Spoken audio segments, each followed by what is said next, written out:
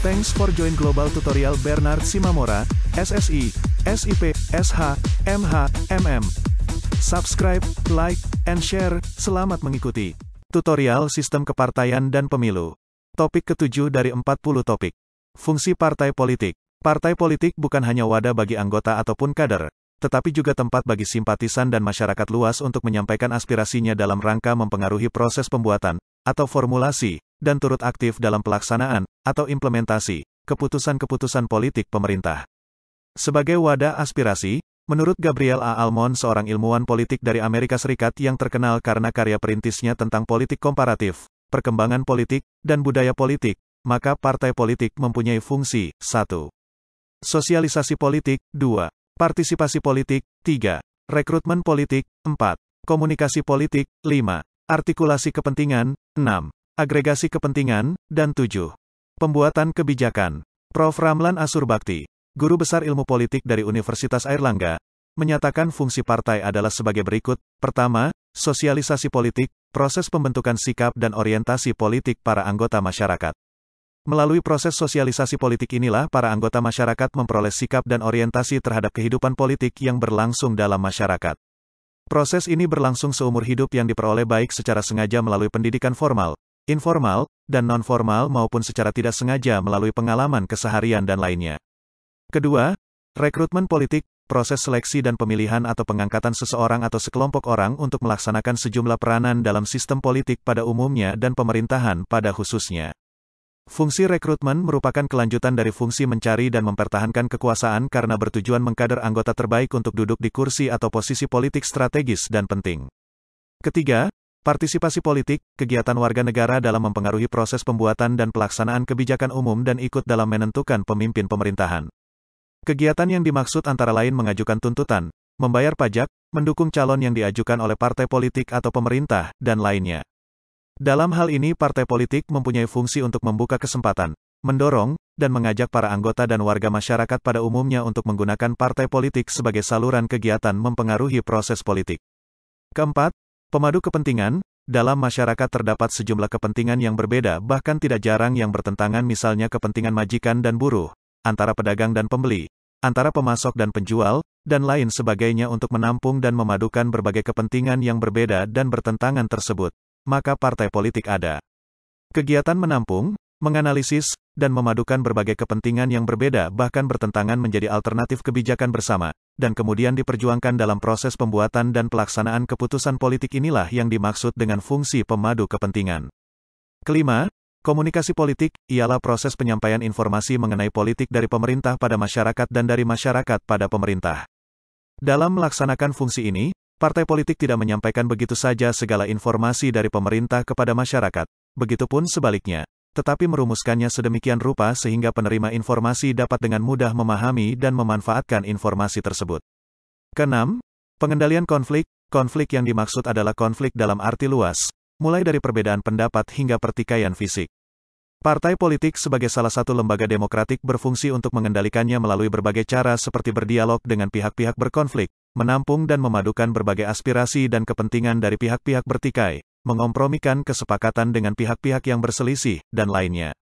Terakhir, ketujuh, kontrol politik, kegiatan untuk menunjukkan kesalahan, kelemahan, dan penyimpangan dalam isi suatu kebijakan atau dalam pelaksanaan kebijakan yang dibuat dan dilaksanakan oleh pemerintah. Tujuan kontrol politik adalah meluruskan kebijakan atau pelaksanaan kebijakan yang menyimpang dan memperbaiki yang keliru sehingga kebijakan dan pelaksanaannya sejalan dengan apa yang diharapkan. Roy C. Makridis menjelaskan fungsi partai politik menurut versinya meliputi: pertama, representasi, perwakilan. Dalam pengertian ini fungsi utama partai adalah memberikan sarana politik langsung kepada kepentingan yang diwakilinya, misalnya kelompok agama, petani, buruh, dan sebagainya. Fungsi representasi akan muncul apabila berbagai kepentingan dan pendapat mempunyai alasan yang sama untuk bergabung pada suatu partai. Kedua, konversi dan agregasi. Dua hal ini merupakan varian dari representasi. Dengan konversi maka bisa dipahami transformasi dari apa yang disebut bahan-bahan mentah politik, intek, yaitu kepentingan dan tuntutan, menjadi kebijakan dan keputusan, output. Partai politik dalam hal ini harus mampu memainkan peran seperti ini guna mengintegrasikan kepentingan rakyat banyak. Ketiga, integrasi politik, yang meliputi partisipasi, sosialisasi, mobilisasi politik, 1. Partisipasi adalah medium ekspresi kepentingan dan tuntutan warga pada partai politik. 2. Sosialisasi adalah proses di mana kumpulan norma-norma sistem politik ditransmisikan kepada orang-orang dalam konteks yang lebih luas. Dan 3. Mobilisasi adalah variasi ekstrim dari sosialisasi, yaitu partai berusaha memasukkan secara cepat sejumlah norma, aturan, nilai kepada sebagian besar orang di luar sistem. Keempat, persuasi, represi, rekrutmen politik. 1. Persuasi adalah kegiatan partai yang dikaitkan dengan pembangunan dan pengajuan usul-usul kebijakan agar memperoleh dukungan seluas mungkin bagi kegiatan tersebut. 2. Partai, biasanya melalui pemerintah atau, secara langsung memberikan sanksi baik pada anggota maupun bukan anggota untuk memaksa warga menjalankan apa yang diperintahkan oleh partai. Dan 3. Rekrutmen politik adalah kegiatan pelatihan dan persiapan pada anggota dan masyarakat luas untuk berkompetisi dalam dunia politik yang pada ujungnya menduduki jabatan dan posisi politik strategis. Terakhir, kelima, pemilihan pemimpin, pertimbangan-pertimbangan dan perumusan kebijakan serta kontrol terhadap pemerintahan. Fungsi partai yang tidak bisa diabaikan adalah pemilihan pemimpin baik di tingkat nasional, pusat, maupun subnasional, daerah.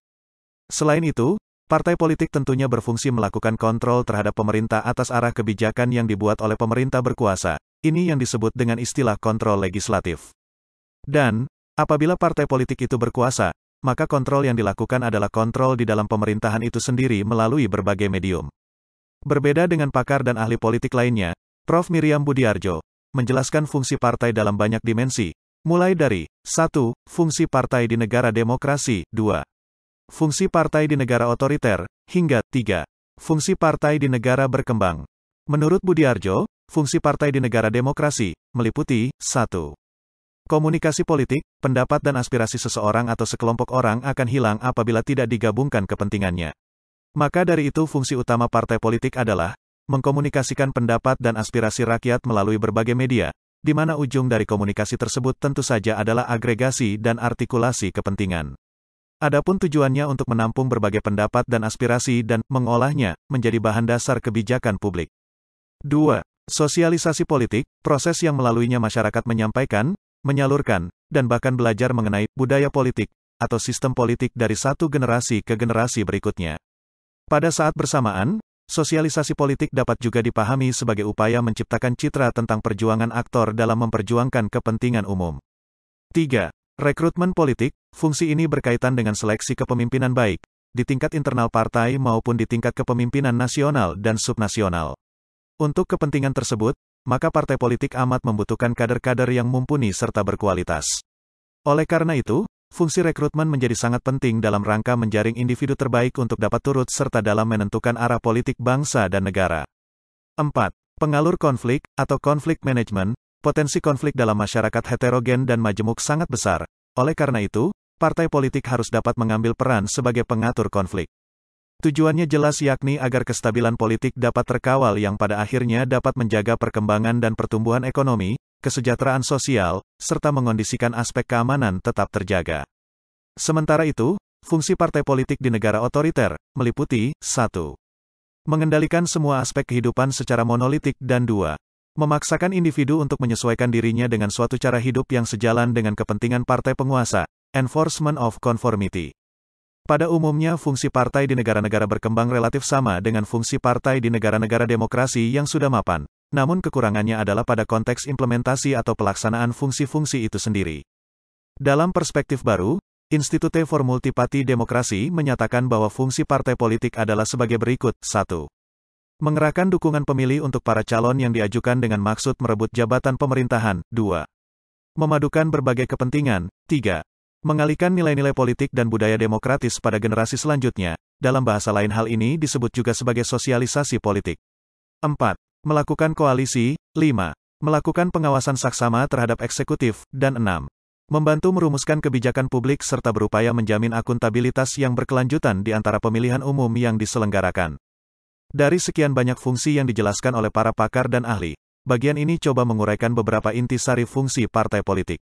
Pertama, sosialisasi politik. Partai politik sebagai instrumen penting dalam negara demokrasi modern yang menyalurkan nilai, norma, aturan, atau kebiasaan politik yang benar pada konstituennya, dan lebih umum lagi ke publik. Pengertian sosialisasi politik, secara sederhana, diartikan sebagai proses seseorang memperoleh sikap, nilai, norma, serta orientasi terhadap fenomena politik. Biasanya proses sosialisasi berjalan secara perlahan dari masa kanak-kanak hingga dewasa, dengan cara partai politik dalam melakukan sosialisasi politik, 1. Formal, 2. Non-formal, dan 3. Informal. Kedua, komunikasi politik. Salah satu tugas partai politik adalah menyalurkan aneka ragam pendapat serta inspirasi publik dan mengaturnya sedemikian rupa sehingga kesimpang siuran pendapat bisa dikurangi. Dalam masyarakat modern, pendapat serta inspirasi akan hilang tak berbekas apabila dilampung dan digabung dengan pendapat dan inspirasi orang lain yang senada. Proses ini dinamakan penggabungan, agregasi, kepentingan untuk kemudian dirumuskan dalam bentuk yang teratur atau perumusan kepentingan. Dalam fungsi ini partai politik harus terampil menampung, menganalisis, dan memandukan berbagai kepentingan yang berbeda, maupun yang bertentangan, menjadi berbagai alternatif kebijakan publik. Selain itu, partai politik juga berfungsi menyalurkan atau menyebarluaskan informasi, berita, dan keterangan-keterangan yang diputuskan pemerintah dalam bentuk kebijakan publik, karena partai politik juga sebagai salah satu mitra pemerintah untuk mengomunikasikan keputusan-keputusan pemerintah. Ketiga, rekrutmen politik. Karena tujuan utama partai politik adalah turut terlibat dalam politik praktis kepemerintahan, maka salah satu fungsi partai adalah melakukan rekrutmen untuk mengisi posisi-posisi yang dibutuhkan dalam lembaga negara. Rekrutmen politik, minimal, melaksanakan seleksi, pemilihan, dan mengangkat seseorang atau sekelompok orang untuk melaksanakan sejumlah peranan dalam partai politik dan pemerintahan. Dengan demikian, partai turut memperluas partisipasi politik. Cara untuk memilih dan mengangkat seseorang atau sekelompok orang untuk melaksanakan sejumlah peranan dalam partai atau pemerintahan dilakukan melalui kontak pribadi, persuasi, rekrutmen terbuka, dan lain-lain. Keempat, membuka ruang bagi kelahiran partisipasi politik, yang mengarah kegiatan publik dalam mempengaruhi pembuatan dan pelaksanaan kebijakan publik serta ikut menentukan kepemimpinan pemerintah. Partai politik tentu mempunyai tugas melakukan oposisi loyal pada pemerintah dengan mengumpulkan kehendak, kebutuhan, dan tuntutan masyarakat, yang oleh partai politik dipercaya publik atau konstituennya disalurkan dan didengar pemerintah yang berkuasa. Harapan publik, pemerintah melakukan revisi atau formulasi kebijakan berdasarkan masukan-masukan yang telah diberikan. Secara teoretikal, partisipasi dapat dilakukan melalui dua jalur, metode konvensional dan atau metode non-konvensional. Namun dalam konteks ini tentu saja menggunakan metode konvensional yang diharapkan. Kelima, pengelola konflik, dalam kondisi persaingan dan perbedaan pendapat dalam demokrasi sebagai kewajaran, partai politik diharapkan mampu mengakomodasi dan memadu berbagai perbedaan untuk menemukan titik temunya melalui dialog yang menguntungkan pihak-pihak yang bertikai. Jadi, partai politik selain berfungsi melakukan komunikasi, sosialisasi, dan partisipasi politik, juga dapat memadukan perbedaan pendapat, kepentingan, kebutuhan, dan tuntutan publik yang heterogen. Strategi mendapatkan jalan keluar yang dapat digunakan partai politik adalah mengurai perbedaan atau konflik dengan kompromi atau dialog. Kompromi politik baru bisa dilakukan partai politik bila pihak-pihak yang bertikai berniat, mau membuka diri, dan bersedia duduk bersama menyelesaikan konflik. Keenam, kontrol politik. Fungsi ini dibutuhkan karena tidak saja sarana penyedia nuansa checks and balances yang aktual, tetapi juga kontrol politik dengan menunjukkan kesalahan, kelemahan, dan penyimpangan yang dilakukan pemerintah berkuasa, baik perihal isi suatu kebijakan yang dibuat maupun implementasi yang dilaksanakan pemerintah. Sejatinya, partai politik yang tidak berperan aktif di pemerintahan, kabinet, menjadi oposisi bagi pemerintah. Dengan adanya partai oposisi, maka tujuan akan hadirnya pemerintah yang transparan, akuntabel, dan berdaya guna menjadi benar adanya. Tidak hanya itu, tujuan kontrol politik oleh partai politik adalah upaya untuk meluruskan pelaksanaan kebijakan yang menyimpang dan memperbaiki kekeliruan-kekeliruannya. Penyimpangan yang akut, kekeliruan yang mewabah, serta berbagai persoalan politik yang terjadi, dapat diselesaikan ketika kontrol politik menjadi instrumen penting dalam membangun kehidupan politik yang sehat. Ketujuh, agregator dan artikulator kepentingan konstituennya. Fungsi artikulasi kepentingan adalah suatu proses penginputan berbagai kebutuhan, tuntutan, dan kepentingan melalui wakil-wakil kelompok yang masuk lembaga legislatif, agar kepentingan, tuntutan, dan kebutuhan kelompok dapat terwakili dan terlindungi dalam kebijakan pemerintah. Kelompok kepentingan yang ada lebih mengefektifkan tuntutan dan kepentingan, mengelompokkan kepentingan, kebutuhan, dan tuntutan, kemudian menyeleksi, sampai hal tersebut bersentuhan dengan kelompok yang diwakilinya. Bentuk artikulasi yang paling umum di semua sistem politik adalah pengajuan permohonan secara individual kepada para anggota dewan legislatif, atau kepada kepala daerah, kepala desa, dan seterusnya. Artikulasi kepentingan sudah ada sepanjang sejarah dan kelompok kepentingan akan semakin tumbuh seiring bertambahnya kepentingan manusia, jadi kelompok kepentingan hanya ingin mempengaruhi pembuatan keputusan dari luar, sedangkan partai politik dari dalam.